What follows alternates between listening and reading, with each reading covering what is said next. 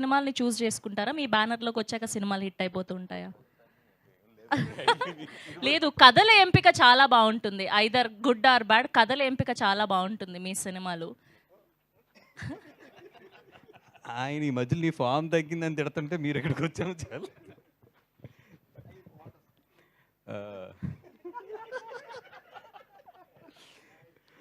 ఆ, మన మీడియా మిత్రులందరికీ ఎప్పుడు మా గీతార్ సినిమా ఉన్నా GA2 పిక్చర్స్ సినిమా ఉన్నా కూడా మీరందరూ కూడా ఎప్పుడు సపోర్ట్ చేస్తారు. మళ్ళీ ఈ సినిమా కూడా ఈ రోజు నుంచి ఆ ప్రస్థానం స్టార్ట్ అయ్యింది. మీ అందరికీ తెలిసిందే, ఇక్కడ నుంచి ఒక 10-15 ప్రెస్ మీట్లు ఇవన్నీ కూడా ఉంటాయి. సో ఎప్పుడులాగే అన్ని సినిమాలకి మాకు కోఆపరేట్ చేసినట్టు ఈ సినిమా కూడా కోఆపరేట్ చేసి ఈ సినిమాని కూడా జనాల్లోకి తీసుకెళ్లాలని చెప్పి ముందు ఆ, మా మిత్రులందరినీ కూడా కోరుకుంటున్నాం. అదేవిధంగా అన్ని సినిమాల కన్నా కూడా ఈ సినిమా ఎందుకు ఇప్పుడు నేను బాగా ఇష్టపడుతున్నాను అంటే కనుక, నాకు ఇష్టమైంది ఎప్పుడు కూడా ఫన్.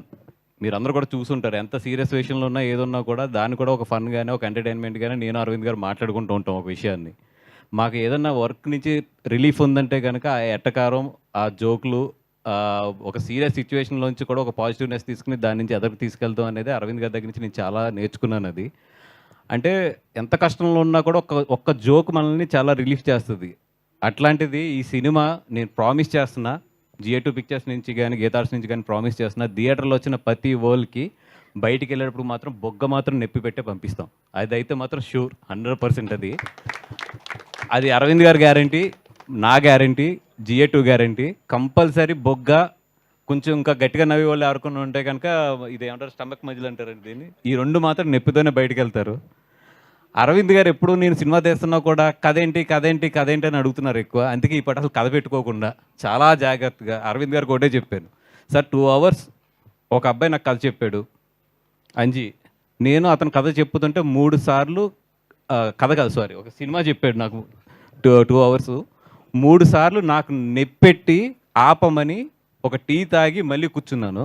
ఫస్ట్ టైం సార్ నాకు ఒక కథని 2 రోజులు నాకు ఇక్కడ పెయిన్ వస్తుంటే ఆ సినిమా అంటే పెయిన్ వస్తుంటే అతను తలుచుకున్నా, అమ్మ ఎంత నవ్వించాడ్రా బాబు అని చెప్పి. నేను నవ్విన దాంట్లో ఒక 50% థియేటర్లో 100% నవ్వినా కూడా ఈ సినిమా చాలా పెద్ద హిట్. సినిమాని చూశాను రీసెంట్గా, ఎందుకంటే నేను ఎలక్షన్ బిజీలో ఉన్నా, ఎంత బిజీలో ఉన్నా కూడా చైతన్య గారు మాకు ఏమో ఎవరు అంత గట్టి నిజంగా బిజీగా ఉన్నాయి బాబు, ఎలక్షన్లో పనిచేసాను నేను. చైతన్య గారు అంటే నాకు నిజంగా ఈ సినిమాకి ఒక బ్రదర్ లాగా ఆయన సపోర్ట్ చేసుకుంటూ వచ్చారు. నిజంగా చైతన్య గారు లేకపోతే కనుక ఈ సినిమాకి నేను పెంచిన వడ్డీలు కానీ, నా వల్ల లేట్ అయిన వల్ల అయిన ఖర్చు కానీ అన్నింటికి అరవింద్ గారు వాటిని నన్ను 2 సార్లు చంపేసేవారు. నిజంగా చైతన్య గారు నేను లేకపోయినా కూడా నా ఆప్షన్స్లో ఆయన ఉండి, నేను ఎలాగైతే అరవింద్ గారికి ఒక సినిమా విషయంలో సపోర్ట్గా ఉంటానో అలాగే నాకు ఆయన మొత్తం సపోర్ట్గా ఉండి, ఎడిటింగ్ కానీ లేకపోతే మన అంజి గారికి ఆయన ఫస్ట్ సినిమా చేస్తున్నారు కాబట్టి త్రూ అవుట్ ఆయనతో సపోర్ట్గా ఉండి వాళ్ళిద్దరు డిస్కస్ చేసి ఈ సినిమాని ఈరోజు ఇంత బాగా బ్యూటిఫుల్గా మీరు చూస్తున్న విజువల్స్ కానీ, మీరు చూస్తున్న ఒక ఆర్ఆర్ కానీ, ఈ అన్ని విషయాల్లోని కూడా వాళ్ళిద్దరూ చాలా సింక్ చేసుకుంటూ కోఆర్డినేట్ చేసుకుంటూ కూడా ఈ సినిమాని చాలా ఎదరికి తీసుకొచ్చారు. థ్యాంక్ యూ చైతన్య గారు, మీ ఎఫర్ట్ 100%. ఇందాక అరవింద్ గారు చెప్తున్నాను నేను మీ గురించి. అంజీ అంజిని చూస్తేనే నాకు నవ్వు వస్తుందండి. అంత అంత కామెడీ చేస్తాడు, అంత ఎటకారం ఉంటుంది మనిషిలోని. ఇంకా స్క్రీన్లో అయితే వాళ్ళ ముగ్గురు మధ్యలో సీన్స్ అయితే 100% థియేటర్లో పడి పడి పడి నవ్వుతారు. దాంట్లో అయితే ఎటువంటి ఐఎమ్ షూర్ ఈ సినిమా 100% బయటకు వచ్చిన తర్వాత ఏదైనా గుర్తుంటుందంటే మాత్రం మీరు నవ్వుకునే ఇన్సిడెంట్లు, అలాగే ఇన్స్టా మేమర్స్ కానీ మేమర్స్ అందరూ కూడా మంచి కంటెంట్ దొరుకుతుంది సినిమాలో. మీరు అందరూ కూడా బాగా చూడండి, మమ్మల్ని బాగా ఆడుకుంటారు కూడా, ఆడుకోండి ఏం పర్వాలేదు. అండ్ మా నాని నితిన్ గారి గురించి అంటే ఈ కథ చెప్పినప్పుడు ఆయన దగ్గరికి వెళ్ళి చెప్తున్నామంటే ఓకే డైరెక్టర్ గారు అడుగుతున్నారు కదా వెళ్ళి చెప్పండి అనుకున్నాను, కానీ ఎందుకంటే ఆయన ఒప్పుకుంటారా లేదా అనేది నా మైండ్లో చాలా డౌట్ ఉండేది. ఎందుకంటే ఈ కథలో ఒక హీరోతో పాటు మిగతా 2 క్యారెక్టర్లు ఏదైతే ఉన్నదో చాలా హై జర్నీ ఉంటుంది. ఆయన అప్పటికే మ్యాడ్ బాగా ఆడుతుంది, మ్యాడ్ చాలా బాగా వస్తుందని విన్నాను. సో డెఫినెట్గా మ్యాడ్ బాగా వస్తుందని విన్నాను కాబట్టి డెఫినెట్గా నెక్స్ట్ ఏదో పెద్ద సినిమా చూస్తారు. ఆల్రెడీ కొంచెం పెద్ద బ్యాక్గ్రౌండ్ ఉంది, అన్నీ ఉన్నాయి కాబట్టి డెఫినెట్గా పెద్ద సినిమా, హై బడ్జెటెడ్ సినిమా ఏదో చూస్తారనుకున్నా. కానీ ఆయన ఎప్పుడైతే కథ నచ్చిందన్నారో నేను సర్ప్రైజ్ అయ్యి ఆయన ఇంటికి వెళ్ళి అడిగాను, సార్ మీరు మొత్తం విన్నారు కదా, హార్ట్ఫుల్గా 100% మీరు ఈ సినిమా నచ్చిందా ఏంటి అని అడిగితే ఆయన ఒకే ఒక మాట చెప్పాడు, ఈ రోజుకి గుర్తు, సార్ ఈ సినిమా బాగుంది, నేను అప్కమింగ్ హీరోని, ఒక అప్కమింగ్ హీరోకి సినిమా బాగుంటాం కన్నా కూడా ఇంకేం కావాలి సార్, నాకు సినిమా హిట్ అవుతుంది, అది చాలు, నాకు నేను 100% ఈ సినిమా చేస్తానని చెప్పారు. ఆ విషయం చెప్తున్నప్పుడు నాకు నిజంగా ఒక సూపర్ ఇన్సిడెంట్ గుర్తొచ్చింది నాకు, రేసు గుర్రం ఇన్సిడెంటు. బన్నీ గారు నేను క్లైమాక్స్ చూసిన తర్వాత ఎవరు అక్కడ ఉన్న ఒక పెద్ద ఆయన, ఒక అసోసియేట్ ఒక ఆయన వచ్చి, సార్ బ్రహ్మానందం గారు మీతో ఈక్వల్గా ఉన్నారు క్లైమాక్స్లో అన్నారు. అంటే ఈయన చాలా అప్పుడు ఏంటంటే ఒక నవ్వు ఉంటుంది బన్నీ గారి దగ్గర, ఆయన నవ్వుతా చాలా సింపుల్గా ఏం చెప్పాడంటే సినిమా బాగుందా లేదా అన్నారు ఆయన. అంటే చాలా బాగుందండి, అయిపోయింది అక్కడితో. అది బ్రహ్మానందం అయినా నేనైనా ఏదైనా కూడా సినిమా హిట్ అయితే చాలు, దట్స్ వాట్, అక్కడి వరకు ఆలోచిస్తానని చెప్పాడు ఆయన.